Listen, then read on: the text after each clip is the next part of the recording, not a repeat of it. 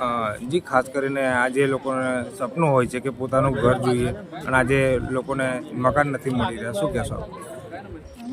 ગરીબ લોકો જે પોતાના મહેનતના રૂપિયાથી પોતાના સપનાના મકાન માટે જેમને બચત કરી હોય અને એક એક પૈ ભેગી કરીને જ્યારે કોર્પોરેશનને 20,000 રૂપિયા 3 વર્ષ પહેલાં આપી દીધા, 2022માં આ કલાલીમાં લોકોએ 20,000 રૂપિયા આપી દીધા, 3 વર્ષ થઈ ગયા તોય મકાન ના મળ્યા અને 3 વર્ષે ડ્રો થયો અને ડ્રોમાં પણ કેવું કર્યું કે પશ્ચિમ વિસ્તારના લોકોને જે અહીંયા આજવા રોડ બોલાયા. કેમ?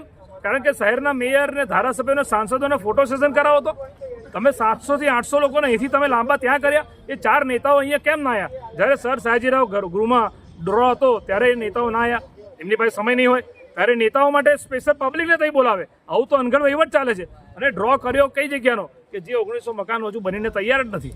બીજા ટાવરમાં તો પાયો નથી નખાયો ત્યારે 6 મહિનામાં મકાન મળી જશે એવું બોલ બચ્ચનને લોલીપોપ આપે છે. ગપ્પા મારવાનું બંધ કર્યા ભાજપના નેતાઓ. ત્યારે શરમ કરો, ઢાંકણીમાં પાણી લઈને ડૂબી મરો. તમે આ ગરીબોની હાઈ લઈને કહી જશો અને ગરીબોના મકાનના સપનાના મકાનના નામે આ લોકો ભાજપના નેતાઓ અને આ ભ્રષ્ટ અધિકારીઓ એમની મજાક ઉડાય છે. પેલા ઈડબ્લ્યુએસ વિભાગના જે સિંગલ સાહેબ છે એ શું કરો છો એસી કેબિનમાં બેસીને? એ સૌથી વધારે જો આમાં કોઈ જવાબદાર હોય તો અધિકારી છે. કોંગ્રેસ પાર્ટી અમે માંગણી કરવાના છે કે હવે અધિકારીને તાત્કાલિક એ જગ્યા પરથી હટાવો, કારણ કે વર્ષોથી જગ્યાએ બેઠા છે. ભૂતકાળમાં તો આવાસના મકાનોમાં ભાજપના કોર્પોરેટરોના નામ નીકળ્યા છે. તો ગરીબોને મકાન આપો ને.